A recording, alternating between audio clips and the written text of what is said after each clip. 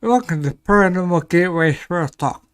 I'm host Scott Wise, and tonight's special guest joining us is Alan Cornelison. Alan grew up in Midwestern town in Iowa in a rural area of rolling hills of cornfields, creeks, and old barns. Alan grew up to be a very grounded individual, believing facts as his parents and grandparents, seeing anything other than factual truth as simply being nonsense. Alan became interested in the paranormal in the 1980s when a tragic event occurred in his life, leading him down his own path, the paranormal phenomenon. It was 2017 after investigating a location called the Stagecoach Inn, located in Idle Grove, Iowa, that Alan was encouraged by a gentleman by the name of Daniel Klaes to write a book of his encounters. To date, he has written 3 books in total. His first book was Ghosts and Legends of the Stagecoach Inn, that is now out of print. Describes his first 7 years investigating what he refers to now as that place. Later, Alan rewrote the book, its revised title, In Too Deep, then wrote, by encouraged others, he wrote a third book called In Conflict. Alan has investigated the paranormal spanning 4 decades and still refers to the Stagecoach Inn as being the most haunted location in the Midwest. Alan now lives in Ankeny, Iowa, with his wife Pam, 2 cats Abby and Ozzy, working part-time at a hardware store. Without further ado, let's welcome Alan to the show. Alan, how are you doing? I'm good, thank you. Thank you for having me on your show. I appreciate it. Sure, yeah, I'm looking forward to it. I was telling you a little while ago, I missed a while back, but I read them this weekend today. They're great. They're great books. So I mean, yeah. That's crazy that you could read both those in such a short period of time. Well, the first book, I've been known to have them read it in less than. I'm a pretty quick reader, so. Yeah, you must be a quick read. Yeah, it's well, the first book, In Too Deep, which I got a copy of it right here. It's just a hardback cover, In Too Deep. It's much shorter than the book In Conflict, which I have here. It's like 94,000 words, so it impresses me that you read that in a weekend. That's pretty crazy. Yeah. Yeah, I love reading paranormal books. So once I get into it, I can't put it down. You know. So that's how with a lot of stuff I read. That's good. I know. In your intro, I heard you talking about this book, Ghosts and Legends of the Stagecoach Inn. There's a little bit of a story behind this. This is the original book. Daniel Klaes, who most of you know that owns Hinsdale House. Yeah. He is the one that talked me into getting in touch with the publisher. He convinced me that I should call this guy, and I said, I'd never written a book in my life. And he said, don't worry about it, Alan. He said, his name's Eric, and he's a ghostwriter. And what he'll do is he'll listen to your story, and he'll make a book out of it. And I thought, well, that's really simple. I can do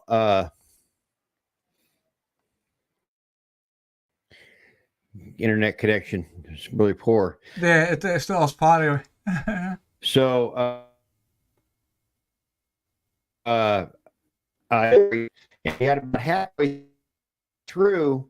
He says, "You're going to have to that you have." Well, you're getting a really terrible connection here tonight. Um, Yeah, I'm so here. anyway, long story short, I found out that my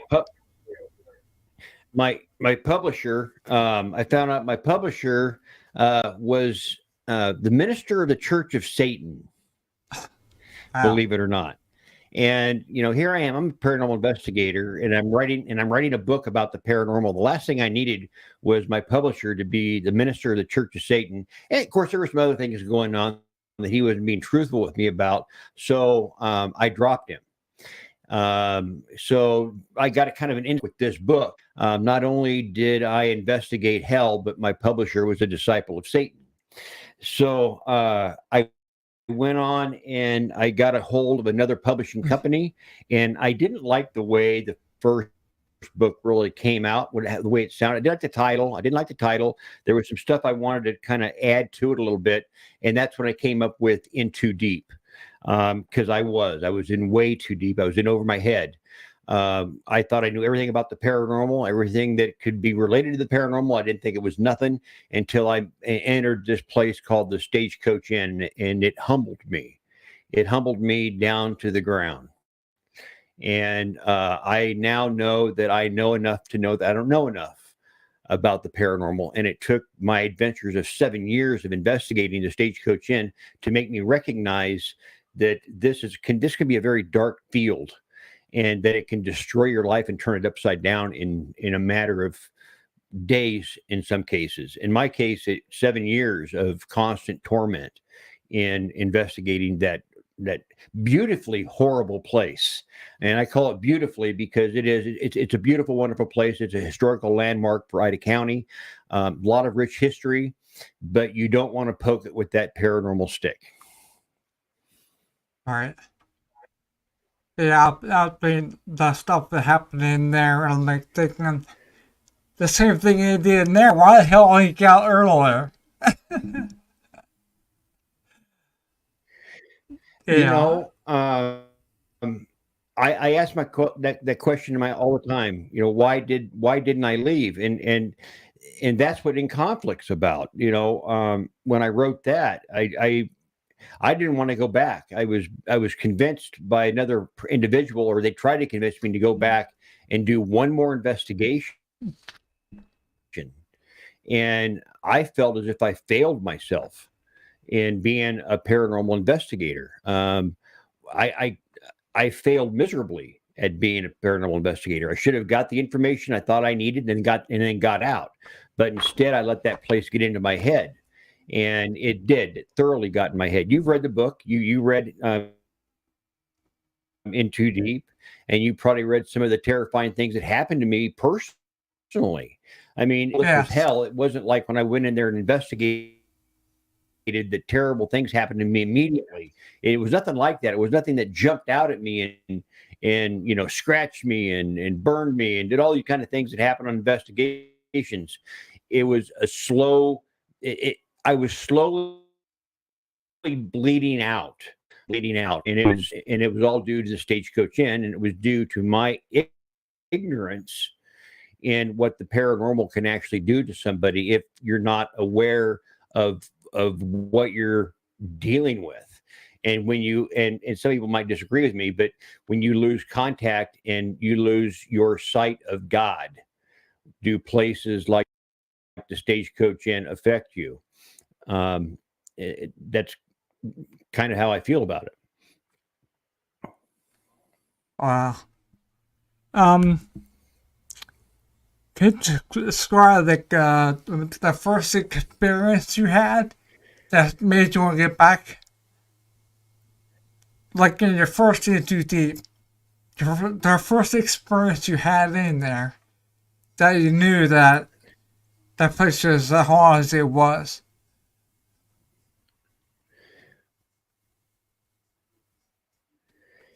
I'm really having a hard time Do you what? picking you Okay. up. You're really. I'm having a difficult time in understanding what you're saying. The connection here is really, really, really, really bad. Okay. Let me. I'm gonna try refreshing once.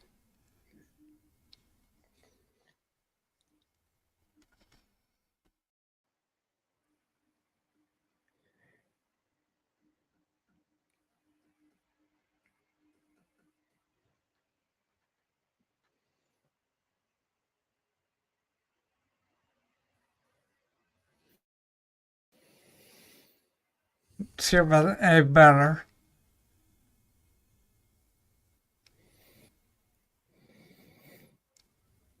Now I'm gonna have to. Okay, give me a minute here. Yeah, I don't have. If I do have these problems, I know what's wrong with my screen next. Hold on a second. Yeah, internet connect. I got good connection at my end. I don't know where it's coming from, but this I'm only picking up part of what you're saying.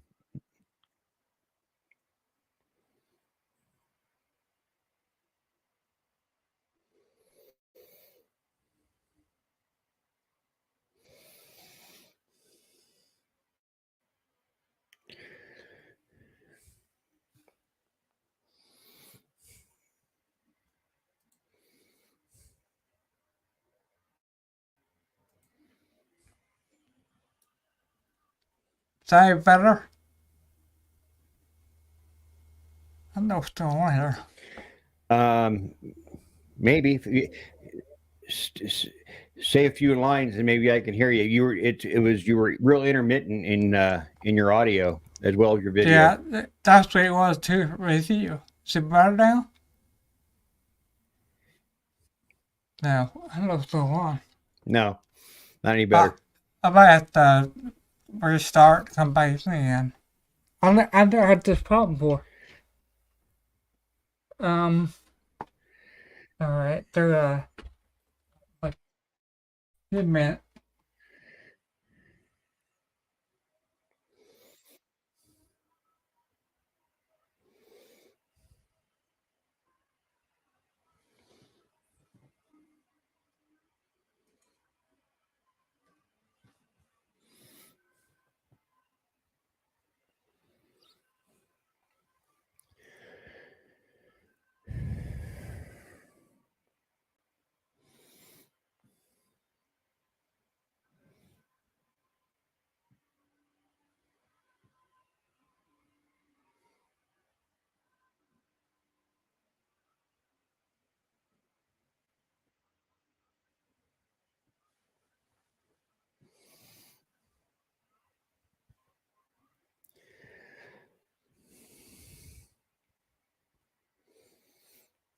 Yeah, I'm sure what's going on.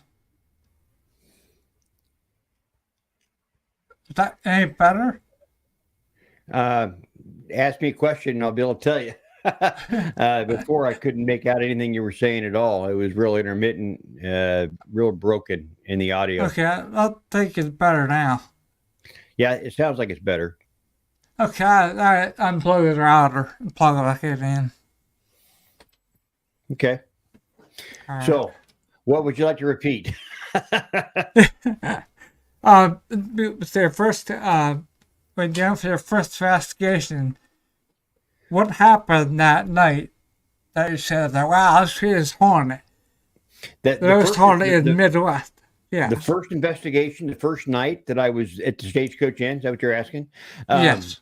I actually investigated there for 3 nights in a row. The way the story lays out is I was on a little tour of the park. My wife's nephew, he knew that I was a big deer hunter. I loved to hunt, and I had been in Ida Grove, Iowa, for about a year. We went there to take care of my wife's mother. We didn't think we can be there for very long, maybe 6 months tops. She was in pretty bad health. And so I quit my job, moved up there. Anyway, what we thought would be like 6 weeks turned into a year. Well, one day, Andy, her brother or her nephew, shows up at the house. And he says, "Hey, man, let me take you out and show you Moorhead Park. That's where everybody likes to go deer hunting." And I said, "Sure."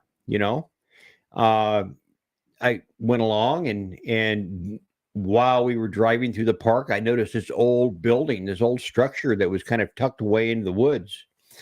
And I asked Andy about it. I said, does somebody live here in the park? And he said, no, no, no. He said, that's the old Stagecoach Inn. It's the Moorhead House Museum. Well, after our little trip, I asked Andy, who I'd notify to maybe get a tour of this museum. And he gave me a name.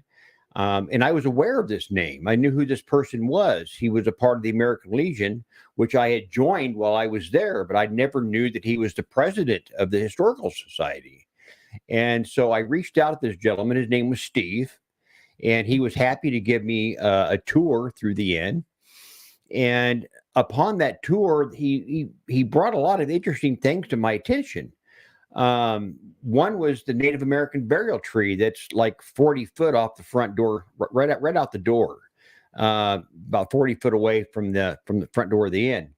And as we went through the inn, he showed me all these other little items, like the shoes that they found tucked in the walls, and the coins that they found in the walls, and food that was placed in the walls, and dresses that were hung up neatly in the walls. And all of these things were setting off all kinds of bells in my head.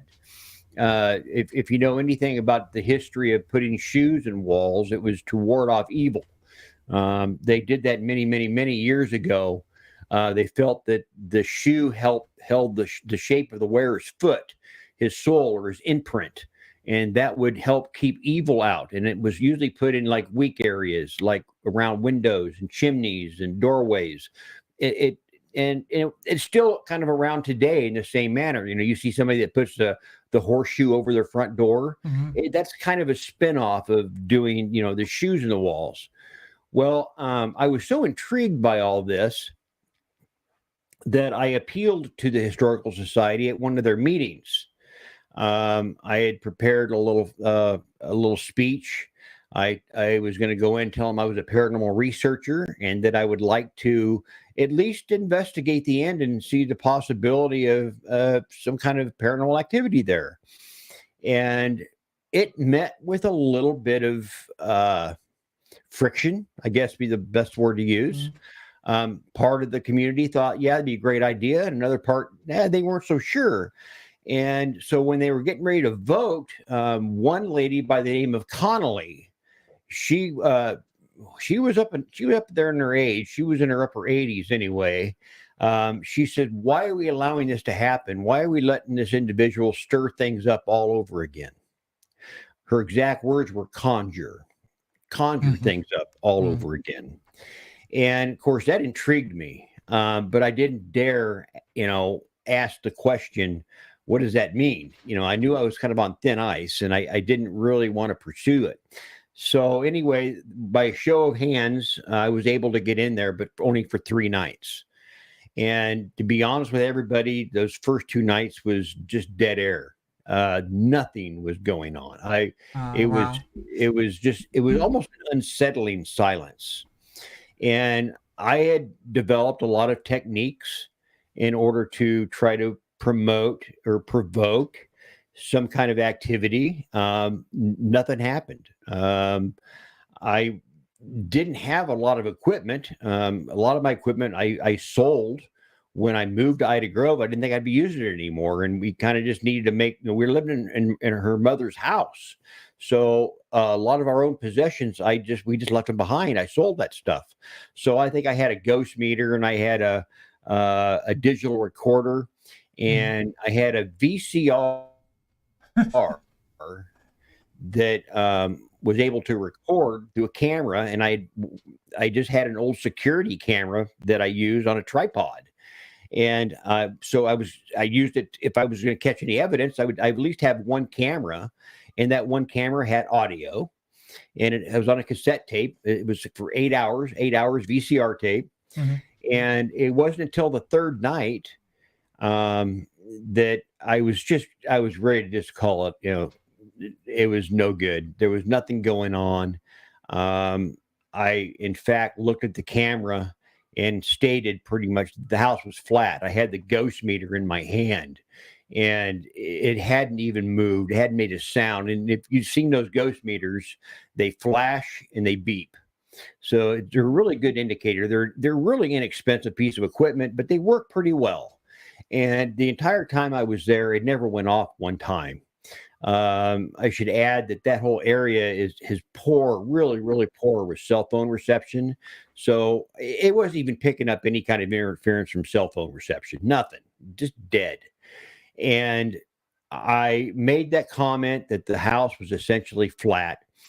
I spoke directly to the camera, and within, I think, about 10 seconds after saying that, it felt as if something tugged hard and very deliberately on the bottom seam of my coat. It startled me. I had no idea what it was. I thought that maybe I'd backed into something. It was pitch black in that room that I was in. And I turned around, I kind of shined the flashlight in all directions to see if there was something I'd brushed into. And there was nothing there. I was several feet away from anything. That in itself was disturbing. I try to gather my thoughts, and as I said in my book, I kind of I moved from one room to another, but in all actuality, I moved pretty quickly from one room to another, and I sat down in a chair that was in an adjacent room called the men's room, and I sat over in a corner, and that corner was next to a window that looked out like to the west, where there was one of those big barn or outside, I call them the old barn lights, on a post. And it was shining through the window just good enough that I could make out silhouettes of things in that room that I was sitting in. So I felt pretty safe. And I was trying to rationalize what had happened. I've always had a personal rule, to work past the shock and the awe and think about stuff, think about what you were doing at that very moment that could have caused this very unique experience to happen. And as I'm sitting there and in another adjacent room, and think about all these rooms are kind of connected to each other by doorways.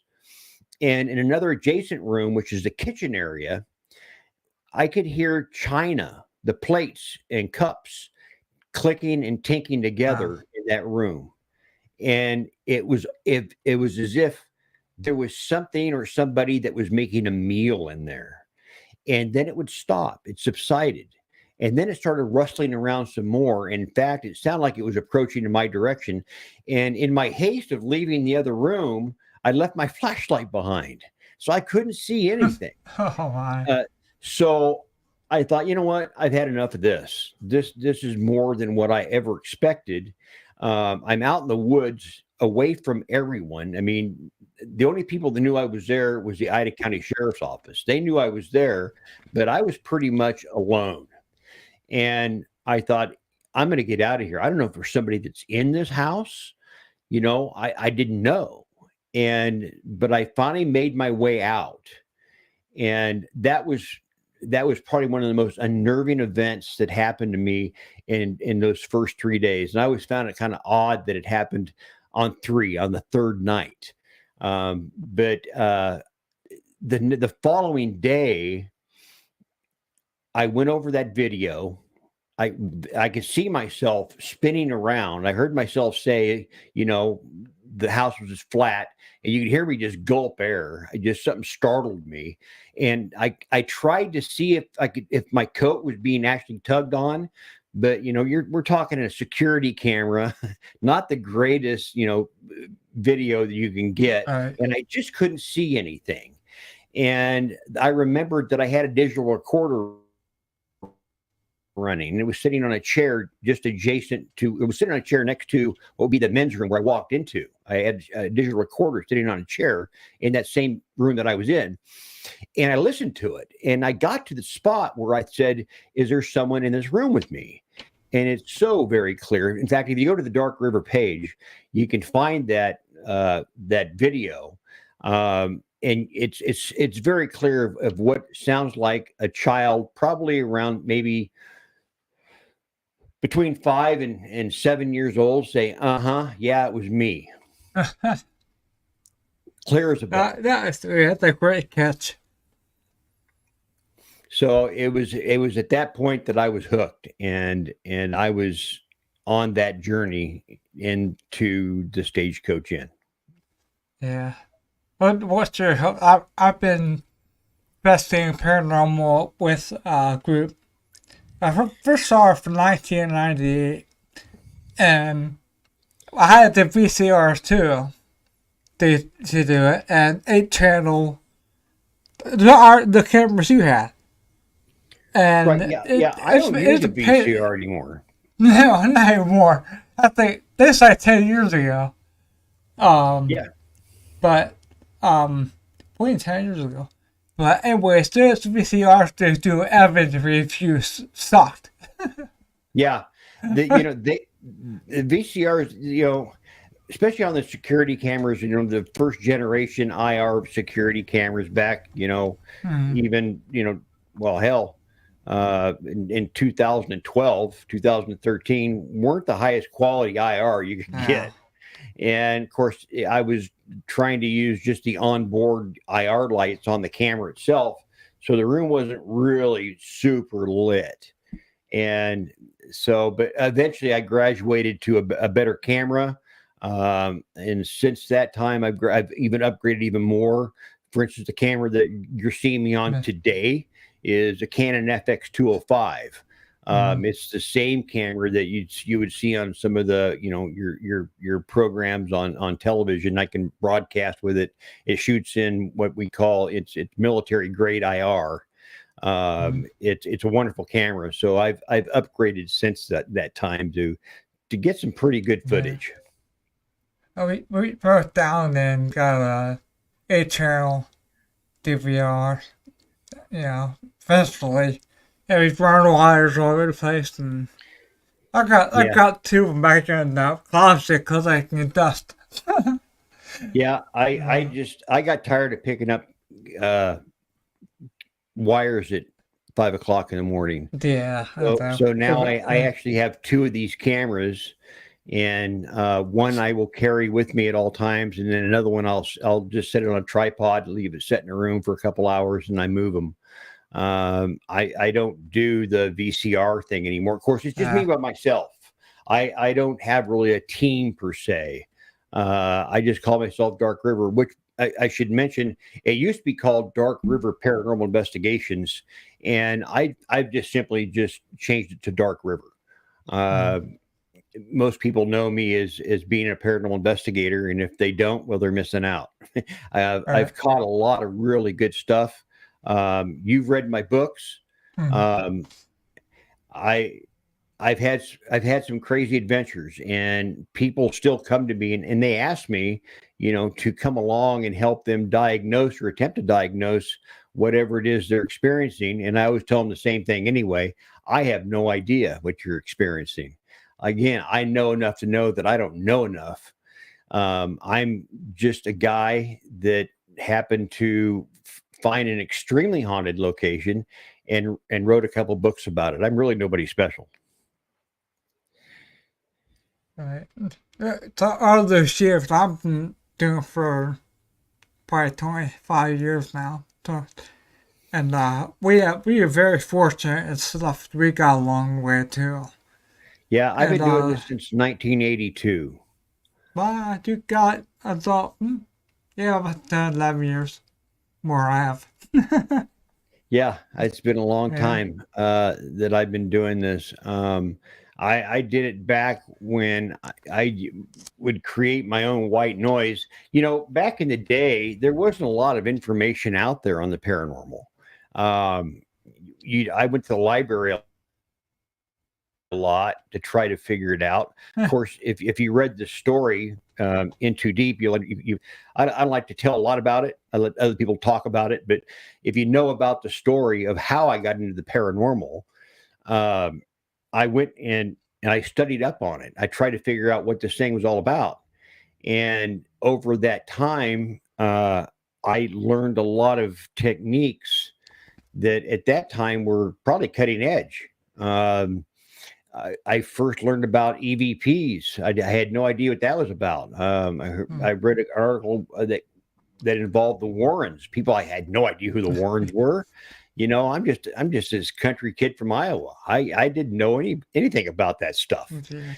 And they talked about EVPs and how you could catch them on a recorder. And I used a Fisher Price tape recorder, for crying out loud, to do EVPs on. And I also I kind of I've told people that I developed the first EMF meter, and it wasn't even a meter. It was my daughter had gotten a present in the mail from somebody, and it was packed full of those little styrofoam peanuts. Yeah. And they just if they spill out, you can't hardly pick them up. You can't get rid of them. They just cling all over your body. And I remembered reading an article talking about how these entities could be made of some kind of a DC or electrical charge, had energy attached to them. And I thought, I wonder if I can use these peanuts to prove whether or not some kind of somebody's house or place of business. And I finally had the opportunity to do an investigation at a gentleman's house or a family's house that claimed they were seeing shadows moving up and down a hallway. And it was an older home. And so I had these peanuts in a baggie, and it wasn't like the Ziploc baggies like you have nowadays. It was the kind that folded over like a sandwich baggie. We're talking back in the early 80s. And I laid these peanuts out in this hallway like rows of corn, probably 25 or 30 of them in straight rows. And I would take my Polaroid Instamatic camera and I would take photos of it every now and then. And then I would go back and I would talk with my clients, and we'd sit and we'd visit for a little bit. And I guess periodically I would check. And at one point when I checked, all of those peanuts were just like scattered everywhere. They were just in disarray. Yeah. And they had no cats. They had no dog, heat registers in it. There were no open windows. It was a hallway that had no doorways in it. It went one direction and then made a left-hand turn. So there was no way that anything, that I seen from where my vantage point up was in this living room, did anything come down or go up that hallway, but something disturbed those peanuts, disturbed them. Something with some kind of a static charge. And I've still used that technique today, and surprisingly, it still works. I would never look something like that. It really does. It works. You'd be surprised. That's also an idea. You're right. Those damn peanuts are inflation when you get them. Oh, God, they are a pain.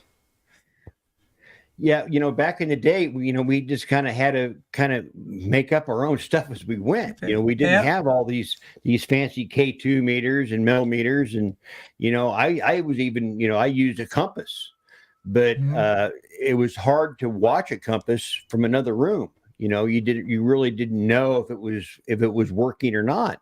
But I've physically seen a compass sitting on a coffee table that made one full rotation, which was just mind blowing. I've only seen it happen once, but once is enough. Right. Oh my. Yeah, I miss getting out. I'm kind of disabled now that I can get out much anymore, but I get once or twice a year to do stuff. With that back up a little bit, and about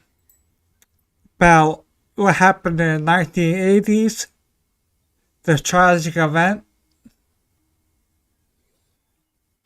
The what event?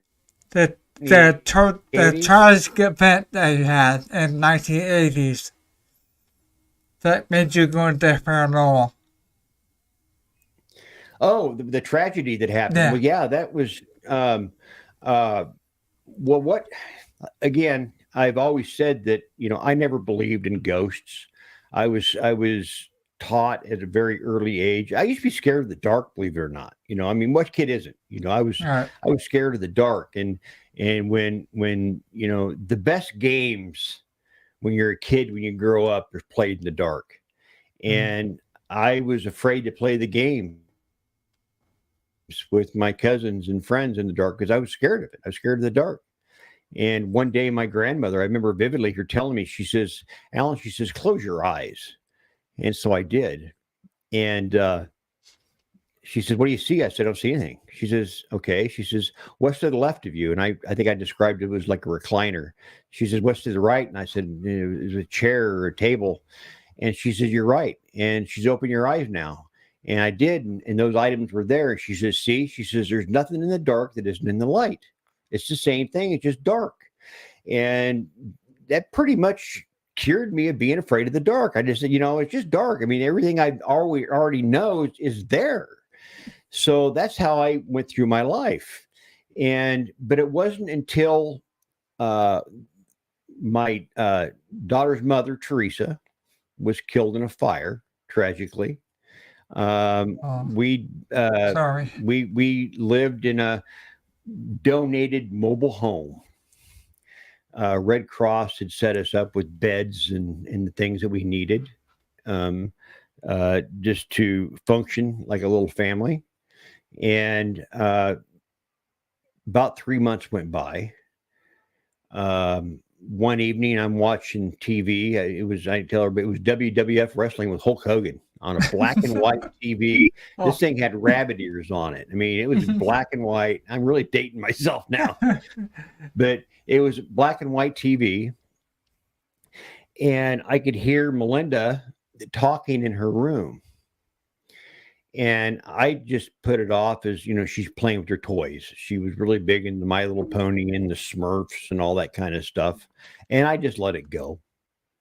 And it got to a point where I thought, she's got to go to sleep. So I got out of this chair, crappy chair, an old recliner, again, donated. And I just kind of made my way down this little hallway. And I peered around the door, and I believe she'd be sitting there just playing. And instead, what I seen was she was sitting on the edge of her bed. Her feet weren't even touching the floor. She was small enough that she could sit up by. I mean, she wasn't a toddler anymore, but she was still small, and her feet weren't touching the ground. She was in her pajamas. And she was just staring at the closet. And I said, "Honey," I said, "it's time to go to sleep, go to bed." And then I turned around and I left. I just walked. I wanted to go back and watch TV. And I did the dad thing. And I made it about maybe 3 or 4 steps. And I just paused. I stopped and I thought that was weird. I turned back around and I peeked in there in the room, and she's still sitting at the edge of her bed in the same way that she was before. And I said, "Honey, who are you talking to?" Just out of curiosity, I thought, Papa Smurf or something was going to come out of her mouth. I didn't know. And she was looking at the closet, and she turned towards me, and she was still pointing at the closet, just like this with her little chubby fingers. And she pointed, looked at me, and with the most matter-of-fact voice, just said, "Mommy." Wow. And she laid down at that point and went to sleep. And I can tell you this, if there was a way for me to remove my eyes from my head to investigate that closet, I would have. I didn't see anything there. As much as I wanted to see what she was seeing, I did not. And that's kind of where that whole paranormal quest began. I wanted to see what she's seen.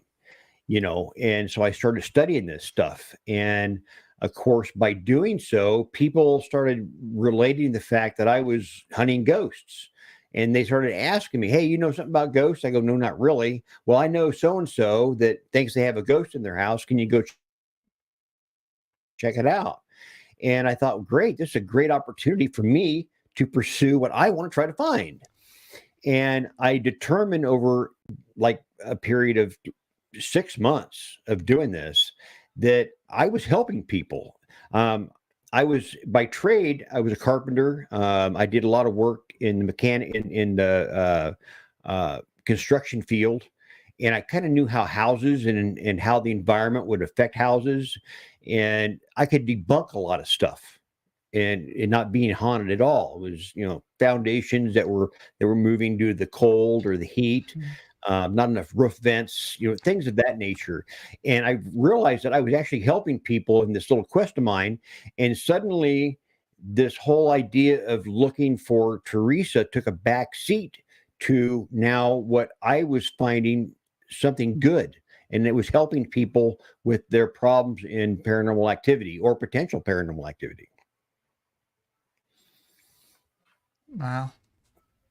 Yeah, a lot of times you have people call up saying, I think we're crazy. You're crazy, Yeah. Yeah, And and I hear that a lot. I do too. And over the years, you learn to develop a vocabulary, so to speak. You know the people that are actually in need, and you know the people that just want to have somebody pay attention to them. Mm-hmm. And it all comes down to their vocabulary of how they present it to you as an investigator, how they explain the situation. And of course, I'm not going to say the vocabulary that I've learned to understand, because then people will know how to get me interested in their paranormal problems, so to speak. But I've learned to kind of know. It's not that I don't investigate those places, that I feel that are not, but I feel it's still my responsibility to at least help them out. I don't want to call somebody Right. a liar and say, no, I'm picking up on some things that, I think you're being untruthful. I still go ahead and I diligently try to figure out what's going on. But, at the same time, I'm pretty much aware that, I'm either not going to find anything, or they've already pretty much figured out what this noise or sound or commotion is on their own already. And they just want somebody to draw attention to them. Maybe they're just lonely in their life, and that happens a lot in this field. People just get lonely. They've lost a loved one, and they really want to connect with that loved one again. And they really believe because the pop can suddenly tipped over on the coffee table, that's because it was their mom, their dad that were doing it. When all actuality, it just sometimes pop cans just tip over on a coffee table. It doesn't necessarily mean it's paranormal. Yeah, you always went to just for reinsurance, because a lot of times you go and, like you said, it'd be like a natural noise from the house, or like I said before a couple of times on the show that we went to a place. They said they heard this like a whistle or hiss, and we went and they said it happened third time of the night when they're in bed. And what it was, I think up the attic it has that. Like the old heaters that were had the water going through them. Yep. Remember those? Well, it had a release on it, and it was doing it for a while. It'd make a whistle noise. Yeah.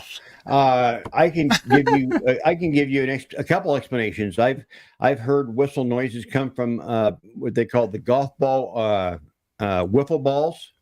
They get caught in a cold air return. Those little holes, believe me, they'll whistle, and they make a really maniacal sound inside of an air conditioning deck. One other case that I did, people were convinced that they had voices. They were hearing voices in their basement. They just moved into this house. And of course, anybody that moves into an older house and it's new to them, every little noise is a little bit unnerving. They don't know what it is. Eventually on their own, they usually figure it out. But in this case, they could not. And that's when they notified me.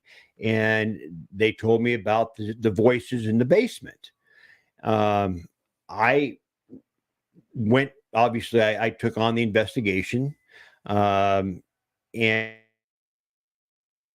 we were sitting just on the couch. I didn't have any fancy cameras running or anything like that. And again, a Polaroid Instamatic camera.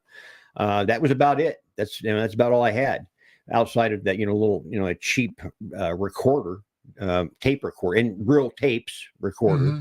Uh, and lo and behold, they had the arrangement was that the living room that we were sitting in, there was a door that was kind of behind and to the left of us, and they left that door open, and it went down into an unfinished basement. It was just basically just block walls and a washer and a dryer and a light, and that was about it. I mean, it wasn't even a closed-in staircase. It was just stairs, open staircase, walking, going down into this basement area.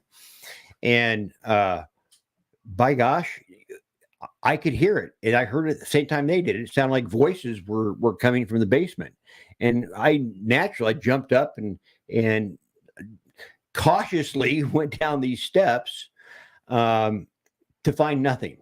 Whatever was there was gone. It no more sounds.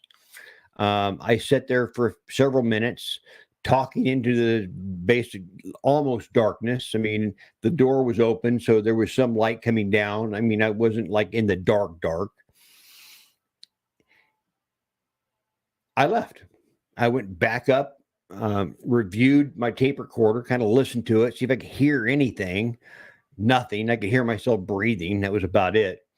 And probably 10 minutes later, maybe, the same thing happened again. This time it was a little bit louder, and still not able to hear anything that resembled a word, but it was mumbling. It was loud, what I would refer to as mumbling. So I went back down the steps to find again nothing. It just gone. These voices had completely disappeared. So I made the decision that I was just going to sit there and see if I could figure out where these voices were coming from. There was a window that was down there, but it was a window that was basically sealed shut. I mean, it was all caulked, and it was caulking around it, and you couldn't open it or close it. And granted, it was a single pane glass window with several panes in it, but that kind of sound, just to me, somebody would have to be just literally standing outside of that window and talking to be able to hear it clear upstairs. So I found it was like a little bucket, a little larger than a coffee can, and I turned it upside down, and I just sat there, and I just sat on it. My knees were in my chest, and I'm just sitting there, just listening. And wouldn't you know it, I heard the voices, and they were loud, but they weren't voices at all. It was mumbling. It was very loud mumbling, and it was coming from the P trap in the floor drain. The house had stayed vacant long enough that the floor drain, the P trap, had dried out. And so every time somebody in the neighborhood would flush a toilet or a bathtub would drain, that water would go down their lateral and fall into the main. And that main would splash. And that sound would emanate down the main and then make its way up the lateral into that dry P trap. It made that mumbling. It almost sounded like speech, but it was actually water that was splashing. And once I figured that out, I took that little bucket that I was sitting on, and I put some water in it and poured it down the drain, and lo and behold, the ghosts are gone. Wow. So you really, that's a big, 95% of what we do is debunking. Or I'll make that even larger, even broader. 100% of what we should be doing is debunking. Not that we don't believe people. We should always believe. I believe that they believe they're experiencing something. My job as an investigator is to figure out what that something is. And I will go to any lengths I can to disprove a ghost before I want to prove a ghost. I'm a little odd that way. I don't wear the black t-shirts and all that kind of stuff. I would much rather not find a ghost than find one, because they're so hard to get rid of. And a lot of people don't want ghosts in their house unless they're going to turn it into some kind of an attraction or something. But in most cases, people don't want stuff like that. And that's your responsibility as an investigator going in. So, yeah. That was a great story. I don't know how you figured it out. Wow. Yeah. I've even been known to carry a 4-foot level with me to investigations. When people say, well, I got doors that are swinging open, Hmm. I bring a level and I'll put it on the hinge side of a door and I'll take a picture of it where that bubble is in Mhm. that level. And during the investigation at night, um, if one of those doors would have tendency to swing open, I will put that level at this very same spot and I'll take a picture of it. And 9 times out of 10, it's out of bubble. The bubble is out of the lines where Hmm. it's moved. And I have found in my career anyway, the times that I get the most calls for paranormal phenomenon is um, the early onsets of winter when frost is entering the ground, and in early spring when the frost is leaving the ground. And it's usually those 2 times a year that people have begun to either move in or move out of a new location. People don't move in the summer. It seems like they always want to move to a new house in the fall or early spring. They don't want to do it in the winter. They don't want to do it in the hot of the summer. They kind of pick it. And that's just my own opinion, of course. But, I've discovered that a lot of the paranormal phenomenon that I've encountered is due to the environment. All right. We used to take marbles or golf balls, Yeah. and I don't know if you know what it's called, but it's called the fun house effect. Yeah. It's yeah, and we had that a couple times. A farmhouse we had. We put the golf ball there. Went Yeah. yeah. I'll use a hard surface ball. A lot of people like to use just like the balls you get at Walmart.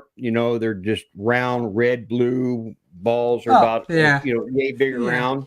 I Mm-hmm. don't use those. People like to use them. They put them in the middle of a room and they watch to see if it rolls. All right. Rolls around the room. And I don't do that. And I'll tell you why I don't do that, because of barometric pressure. It's our worst enemy. Um, the air inside of that ball, those balls, for one, are not perfectly round. They got thin spots, they got thick spots in the rubber. Mm-hmm. They're not uniform all the way through itself, I guess. And as the barometric pressure changes, temperature, so does the shape or configuration of that ball, and sometimes that'll make it roll. And so by knowing that, and I do know that, I don't use balls anymore of size. I'd much rather use, like, say, a golf ball, for instance. For one All thing, right. golf balls have divots in it. Mm-hmm. And so they're really hard to roll. Yeah. And if a golf ball rolls on a surface that's flat, you All got right. something going on there. Yeah. That's how I used them. We used to go. Yeah, that was one of the things, especially like we did a few farmhouses, and a lot of them, had that same problem. Obviously, the room you walked in, it's like, yeah, because there's, Yeah, and you'll get that fun house effect in older houses, and a lot of that is due again to the foundations moving, mm-hmm, especially at night. Um, a good, for instance, of nighttime type paranormal phenomenon. I was called to another house. They were convinced that somebody was in their attic walking around. Again, a new house, a newer, not a new house, new to this group of people, this individual. And they called me. They said, "We heard you did ghost hunts and stuff." And yeah. And well, we're convinced there's somebody in our attic, and we go up there and there's nobody there. They've been trying to figure it out for months by themselves. And I agreed to come over, and lo and behold, I heard thump thump thump thump, and it's something was walking around in the attic, or it sure did sound like it. And I went up there and nothing was there, so I went outside. And I thought, well, maybe there's a tree or something that's overhanging the mm-hmm, house, walnut tree or something, and walnuts are falling on the roof and making all kinds of noise. And I'm just trying to think of anything I can think of that could be making noises, right down to is there any openings for squirrels or raccoons? And the house was tight. and there was no way that anything could have been, you know, up there outside of some kind of spiritual activity in my mind. I thought, wow, this could actually be something. And then it happened again. And it was a little different the way it sounded this time. It was kind of in a different area of what I could refer to as the attic area. And I went back up. I could find nothing. I went back outside again, took my flashlight, and I'm beaming it around on the roof. And then it hit me. It was just like, oh, Jesus, here it is. And I went back inside and I talked to the family. I said, when did your activity start exactly? And they had already told me that they've been doing some remodeling on the house. And in fact, they kind of been doing some own research and heard that if you remodel a house, that it can stir up paranormal activity. Mm-hmm. And I said, so exactly when, did you start experiencing this? And he said, well, it was shortly after, we fixed, some of the rafters and some of the soffit was bad on the house and the new gutters. We put a new roof on it. And I seen they had put a new roof on it. And I also seen when they did it, there wasn't a single roof vent in the house anywhere, nowhere, not one, not even a ridge vent. And I explained to this gentleman, I said, I think I know what's going on here. I said, during the day, it's getting hot and your house is blowing up like a balloon. I mean, it's just the heat is expanding. And then at night, as it cools off, we're getting these little breezes and these pockets of cold thermal air that kind of blows across your roof. It's acting like a diaphragm and it's pushing. And anything below it, it's kind of that, that rule, for every action is an opposite but equal reaction. And it was causing the rafters to twist and contort. And it was making a thumping sound like somebody was walking down their attic. So he went ahead and he put a ridge ridge vent in within like a couple weeks. And the moral of that story is the footsteps stopped in the attic. Boy, that large terms. You got a good head on your shoulders. I mean, like I guess I help what you said with construction, but you got to. It just you've really just got to take a step back and look at things. But there are things that I still to this day can't explain. I've been in Edinburgh Manor, for instance, and that's a large building. There is a lot of stuff moving around in that building at night that I can't explain. I had set a vibration sensor, and this sensor it's basically designed to be an alarm system. You put it on like a metal door, so if somebody would shake the doorknob or try to get in, it would go off. It has a magnet in it, and it goes off. But it's not so sensitive that if a windstorm or some blowing leaves or whatever tap on the door, it won't go off. Otherwise, it'd make for a pretty unrestful night. So I was using this vibration sensor at Edinburgh Manor. And it was back when I did have an investigating team. One of them smoked, and I asked for one of them to have a cigarette. And I laid it on this vibration sensor in what would be kind of the cafeteria area down in the basement. I knew from past experiences from talking to other people that were in the medical field that people that of that era, when they were under psychiatric care, got fed a lot of drugs like Thorazine and things like that. And if they smoked, they just smoked like trains.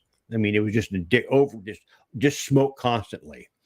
And so I took the cigarette and I put it on that vibration sensor, and we all stepped back probably 6 steps from this round table, and we're standing there. And this is at one point when I had a Sony Handycam. One of the gals, one of my investigators was using that, but I also had 2 of like what you have, security cameras or DVR cameras set up that were seeing this table from 2 different angles, and they could see that all of us were away from this table. And suddenly that vibration sensor went off. Something had to physically bump it. and the cigarette went rolling off and it fell off the table, and it was all very impressive. And I tried to debunk it several times thereafter, and I could not. So just because you have a background in what you think you know about debunking things doesn't always mean you're going to find the answer. and that's a fact. I had some things at the Stagecoach Inn that's happened that I could not explain. I actually captured a spinning wheel turning. I don't know if you've ever seen that video or not. If you go to the Dark River page and you scroll through all those videos, there's countless videos of me investigating Edinburgh Manor, Villisca, just different places. But that one video is probably the pinnacle moment of my career, when I captured a spinning wheel in the Stagecoach Inn, just turning by itself. It just, I to this day, I can't figure it out. So, do you ever think about going back? I know you said maybe not, but the air crossed your mind? Would I ever go back? Yeah. No. No, I would never, ever go back to the Stagecoach Inn. I take that back. I told people since I came back in, what was it, 2016? Yeah, 2017 when I came back, and that I would never go back there again. And here recently, it was for Memorial Day weekend. My wife wanted to go and put flowers on her father's grave. He was a World War II veteran. And so we went up there, and I brought a book with me.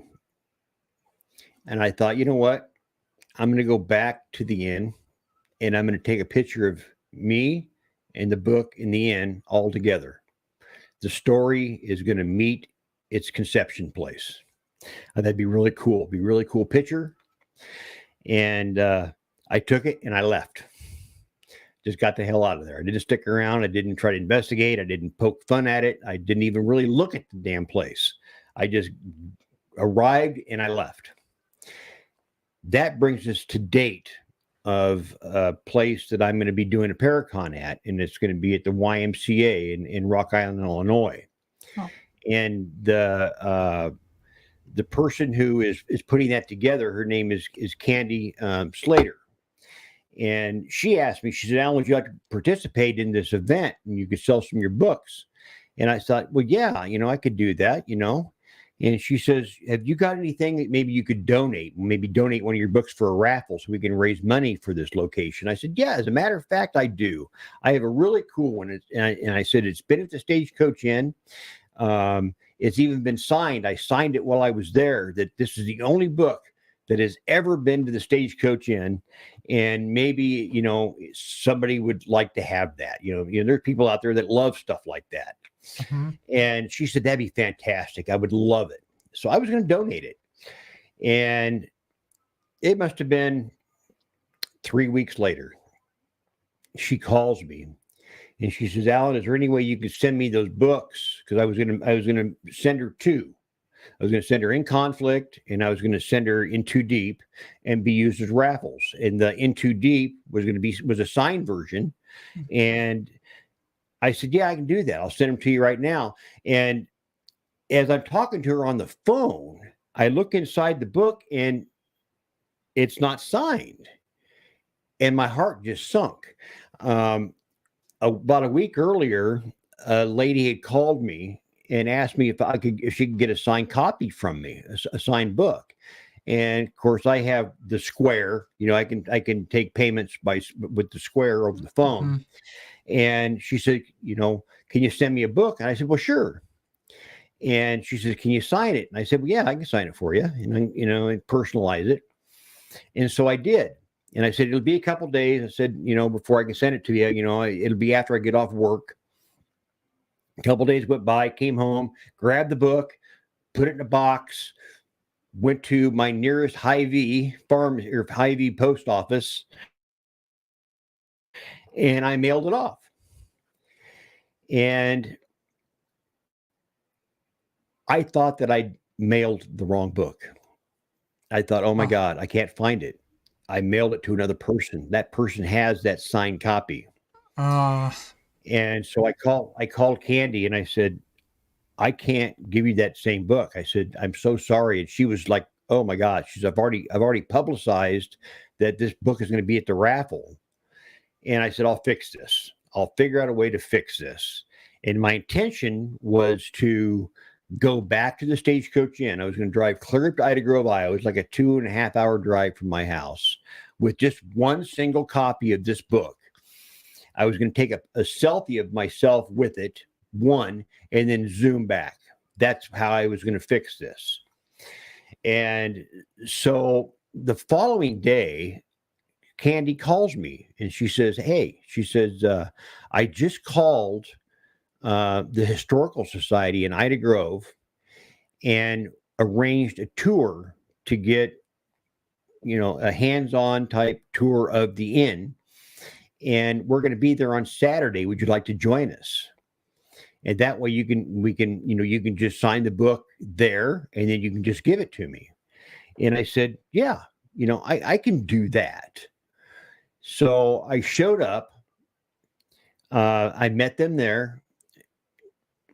They were already inside. They'd went inside the inn. One of the members of the Historical Society was already giving them a tour. And so I stood outside. I would not go in. I would not do it. There was no way. And I stood there a little longer and a little longer. And I thought, well, I need to go inside, let them know I'm here. And so I walked inside. And immediately it was just overwhelming feeling of dread, I guess is the best way to put it. And I did find Candy and her husband, Derek. And they said, did you bring the book? And I said, yeah, it's right here. They said, go in and get your other books. You got any other books here? And I said, yeah, I do. As a matter of fact, I have a whole bunch in my truck. I had this book. I had the Ghosts and Legends book, which is out of publication. And I had a copy of Into Deep. I had all my books there. And I had 3 books. And I walked through the inn with them. And I gave all those books to Candy except one, and it's this one here, the original book of Into Deep, or Ghosts and Legends, and then left. Now, this is where the story gets interesting. When I came home later that afternoon, I came and sit down here at my computer, which I'm sitting here with my computer right now. I was going to do some work, and I do a lot of writing. And I just happened to look down here next to my desk, and here's a hardback copy of Into Deep sitting there. And I picked it up, and lo and behold, it was the original book. wow. And it, in my mind, it had lured me back there one more time. This place, it definitely has a hold on me. And, I'm going to leave it with saying this: you decide. Just like I in my books, you decide. I don't force this down anybody's throat is saying, you've got to believe this. This is true. I would never do that. But that book, that original book that I was originally going to give to Candy, was here all the time. I never seen it. It was here, but that place had found a way in my mind to lure me back. And that's the kind of hellish hold that it has on me. So the Historical Society should let people investigate? I'm sorry? The Historical Society, they still let people investigate? The Historical Society, they don't allow tours there anymore. Which it's a good thing. And in fact, I encourage that to happen. Nobody needs to investigate this place. It can be visited as a historic landmark, as it should be, but it should never, ever, ever be investigated. I've had people say, hey, Alan, can I go investigate there? And would you come with me? Because I'm really the only way anybody can ever get in there again. If I could, and even then, I don't know if I could. I don't know if the Historical Society would let me, even though I'm a member of the Historical Society. And I became a member just so I could investigate it. But in all honesty, I have a conscience. And to me, it'd be like handing somebody the keys to a car that has no brakes. I couldn't do that. I just couldn't let anybody in there. And you said you read the book In Conflict. You would understand that conflict that I was having personally with myself, as well as the paranormal in general and in the paranormal community and everything attached to it, before I finally made that full circle in making my last trip to the Stagecoach Inn to do that one last investigation that went horribly, horribly sideways. There were some things that happened to me that night that I tried my best to explain it in the book. It's horrifying. I've had another individual that read the book, and while they were reading the book, they said things were going on in their house, and they said they don't overreact. They don't overact on anything, but things were happening in their house as they were reading the book.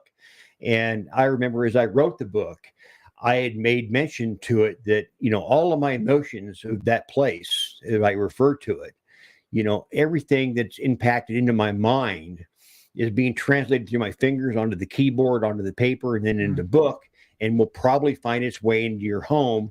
And if you're sensitive enough, it may play a role in activity in your own environment.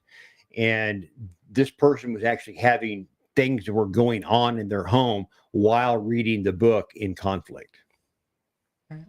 And that really messed with your personal life too. And, yeah. I mean, when I was investigating there, when I was in Ida Grove, one day we had we're sitting on the balcony, or not the balcony, the front porch, and me and Pam were sitting there drinking some iced tea or something. It was kind of a hot day, and just out of nowhere, the church pastor shows up, and I immediately got kind of angry. I don't know why I did, but I did. I thought, why is he showing up here? I mean, there's no need for him to be here. And he sat down. Of course, Pam was very excited. Her whole family is very devout in God, and as well as I am too. I mean, I'm not, but for some reason at that time, I was really getting kind of dark, and he showed up. She's very excited, have a nice conversation, and he looked at me and he said, "Hey, Alan," he said, "I understand that you're out there at Stagecoach Inn looking for ghosts." And I said, "As a matter of fact, that's what I am. That's what I'm doing. I'm researching it." And he said, "Oh," he says, "are you searching for God?" And I remember vividly telling him I didn't know God was missing. And I felt rage. I felt like I literally stood up. I was going to throw him off of the porch. Wow. And I restrained myself to the point I was seeing stars. I was so angry. And I went into the house and, excuse me. All right.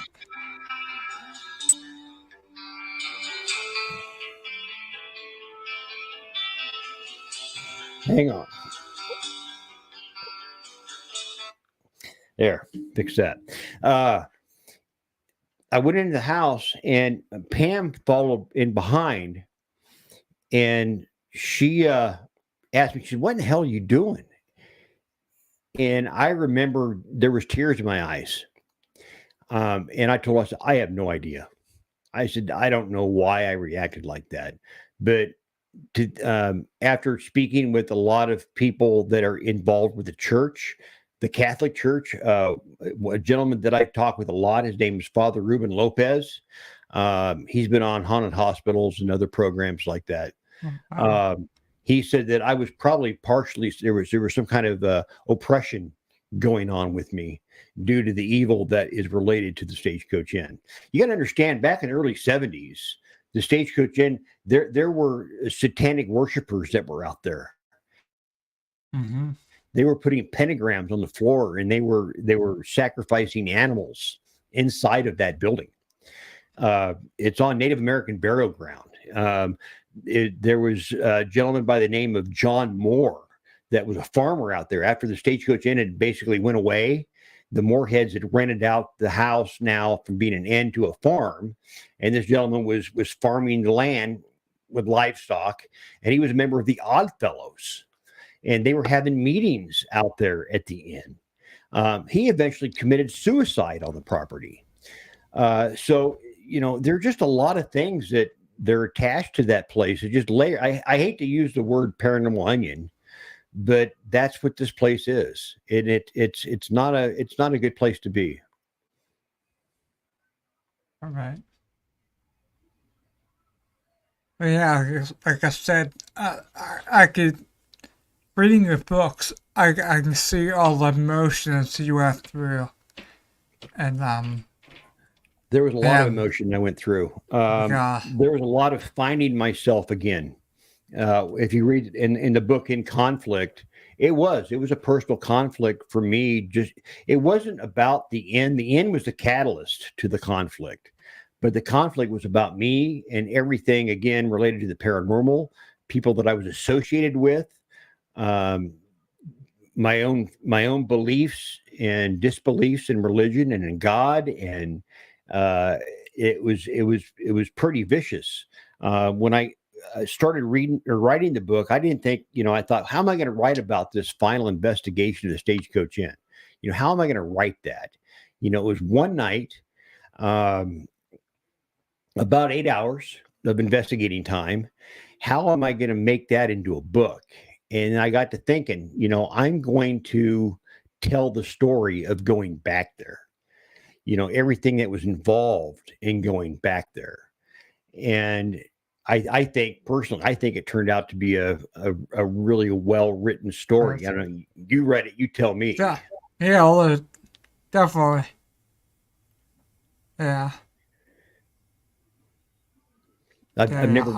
So far, I haven't got a lot of feedback on it. Well, it's usually for me, so both the books. Yeah, so. Yeah, but I can get one info. So I'd say that, and maybe, is there a place that, like, do you have a site? Yeah. Do you sell them? Yeah. Because, can you autograph them too? You can go to darkriverpublications.com. That's my website. That's where you can find both my books, both In Too Deep and In Conflict. There's a short bio about me, and there are some little backstories on the books in there. At some point, maybe I might have these books for sale on there. I've got like 10 of these left the original book. That's it. There's 10, and all 10 of them have been at the Stagecoach Inn. They will be going with me to the Paracon in Rock Island, Illinois, October 7th. So they'll be there. They may be sold at that time. I don't know. But like this one here, I don't know if you can read it from there. This one has been written in. You can see it right here. It has been written in. And it says this is one of 3 books that returned to the Stagecoach Inn, and I got it signed. The other 2 books is In Too Deep and In Conflict, and those are the ones that I donated to Candy for this the YMCA. Oh, okay. Well, so I think better for them to get through you, because with Amazon they charge whatever, and then with you they just Venmo you, right? So, yeah. People can they can either buy the book on Amazon, and that's basically the website is just another link to the Amazon site. Oh, that yeah. Yeah, it's just you can click the link in the website, and it'll take you directly to the Amazon site where the books are at, and you can purchase it there. Or you can either message me on Dark River page and say, "Hey, Alan, I'd love to have a book," and I'd make arrangements to make payment, and then I would send it out to you. And because obviously the ones you get on Amazon aren't signed, Right. and a lot of people, they like signed books. Right. I have several that are with me right now, and I can almost be rest assured that they will all be sold out at this next event. Every time I do an event of any kind, I pretty much sell out right away. I think I've got 30 of each on hand right now, and I'm kind of holding on to those at this moment. But they will, once those are gone, they're gone. And all those books, again, and Candy Slater can validate this, all those books have been to the Stagecoach Inn. They were, I did an investigation a couple weeks ahead of time. And that investigation was down in a little town called Morristown, Tennessee. The people were doing a renovation on a house down there, and they were having a lot of paranormal activity. And I agreed to go down and investigate it. And I also found out at the same time there was a Paracon going on down there in the very same town. So I took all these books with me, and with the full intention of selling at the Paracon. Well, then the Paracon fell apart at the last minute. It just didn't work out. So these books were in my Explorer, and they've been in my Explorer, since I came back home. And then, of course, it came around when Candy asked me to come up to the Stagecoach Inn with her to sign, one of the books again, that all those books were there. So all those books were still in my Explorer. They've all been, and I've got them all here. They've all been to the Stagecoach Inn, and those are the only ones that'll ever be there, ever. I'll never go back just to take a book up there, just to say, see, here's another book. You can buy this, but it's been at Stagecoach Inn. So once those books are gone, they are gone forever.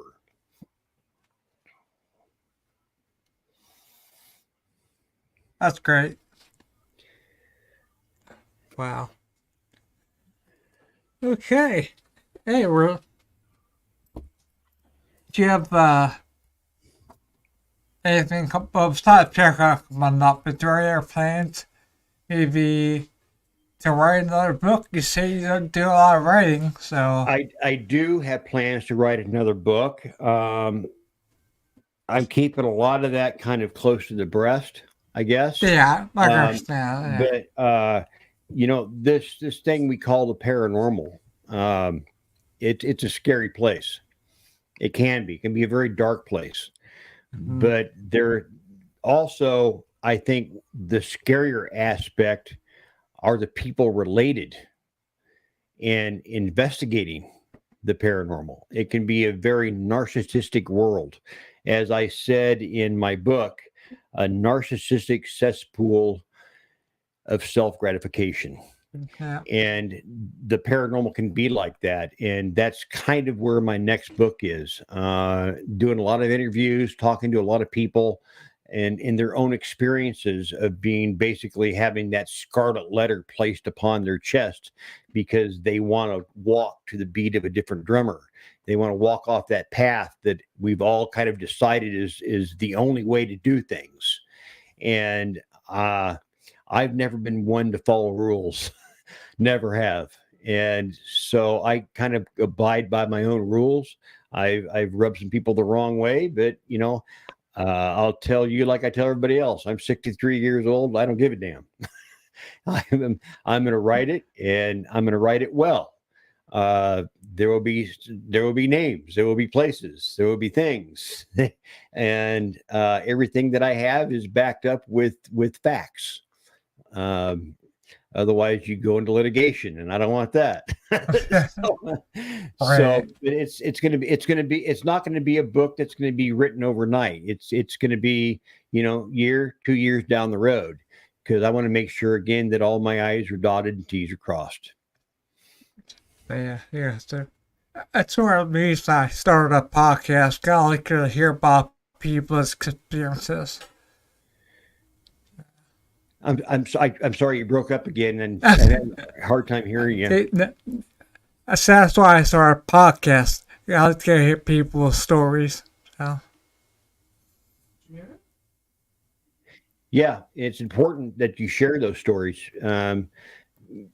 We all, we've all experienced our own bits of narcissism in this field. It's just going to happen.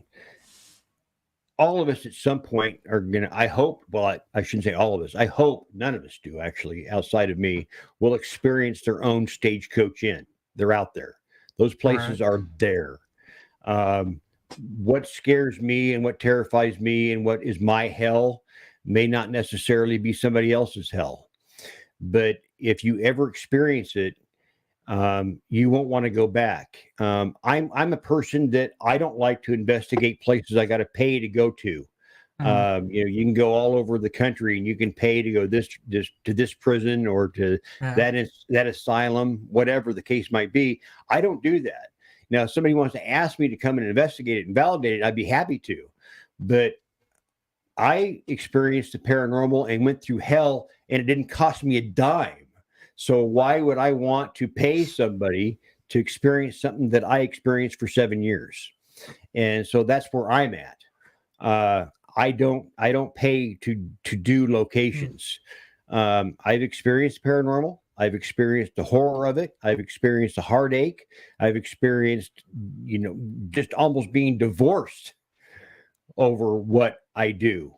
And I don't need to experience that again. I ain't going to pay somebody to go in and go through that hell all over again. If they say it's haunted, guess what? That's good enough for me. I don't need to know that it's haunted. I don't need validating to myself that somebody says it's haunted. Now, if somebody says to me, Alan, I want to know if this place is haunted, sure, gladly. I'll come in and I'll investigate, and I'll tell you yes or no. There's no gray areas with me. It either it is or it isn't. And in most cases, in my own beliefs, especially talking with Father Ruben Lopez, who is an exorcist, by the way, has been for 40 years, in the long talks that I've had with him, these things aren't ghosts. These are malevolent entities that like to inhabit the loved ones we believe are still with us. It's their way of turning you away from the light. If one of these demonic entities can convince you that it's your grandma Betty baking cookies for you, that's fantastic. They'll do that. They'll imitate her. They'll do whatever it takes to slide into her shoes to convince you that it's her that's inhabiting the location, when all actuality, it's probably something dark. As the Father explained to me, there's a huge chasm in between heaven and hell, and no soul, no living being can cross that chasm. Either way, once you've been cast across it, either to heaven or hell, you can't come back. There's no way you can come back. The only way you can come back is if you were never human in the first place. And things that are not human in the first place is a demonic entity. And so even if it's just a mild haunting, just a little ghost, just something that's just annoying, it's in my opinion only, you get a priest in there and you exorcise its ass back to hell, because that's where it belongs. Well, it's been an absolute pleasure having you on tonight. Had a lot of fun. Thank you. I appreciate it. Maybe down the road, like say a year or two, and get another book I have back on. Or sooner, if you're going to tell more stories, that's fine with me. I have a lot of stories. Believe me, I could fill your day up with stories. Yeah. And so, and I would like to say something real quick, a quick shout out, sure. if I could. October 7th, Rock Island, Illinois, at the Haunted YMCA. There's the Paracon going on. It's going to be an amazing event. A lot of people's going to be there. Aaron Thompson from 28 Days Haunted is going to be there, as well as a lot of other well-known investigators. It's going to be a great event. I believe there's over 70 vendors that are going to be there in this very, very extremely haunted location. I've investigated it 4 times, 2 times by myself, completely alone. I have no skin in the game over there. I'm not making anything from that place. But if you really want to experience a true paranormal location, the Haunted YMCA in Rock Island, Illinois is the place to be. And I will be there October 7th. I will have all my books, and there'll be a lot of other vendors there that'll tell you stories and give you information. And it's just going to be an all-out cool event.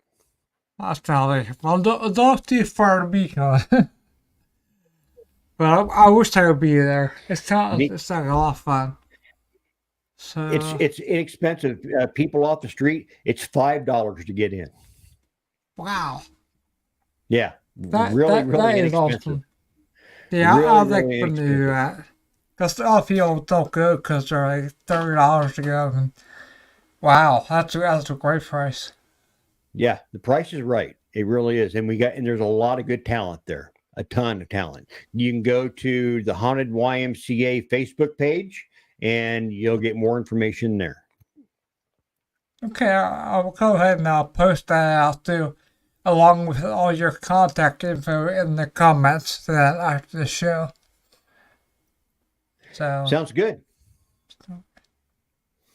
So thanks again for coming on tonight. I mean, it was great. I had a great time. And your story is awesome. So people get the books. I'm telling you, you won't regret it. It's awesome. So I enjoyed it so much I read both in 2 days. So that's incredible in itself. That in itself is paranormal. That's a lot of reading. Yeah, it is. But yeah, I hear not much to do during the day, so I get a lot of stuff done. Well, I'm glad you enjoyed it. Oh, I definitely did. Well, folks, until next time, happy haunting, everyone. Good night.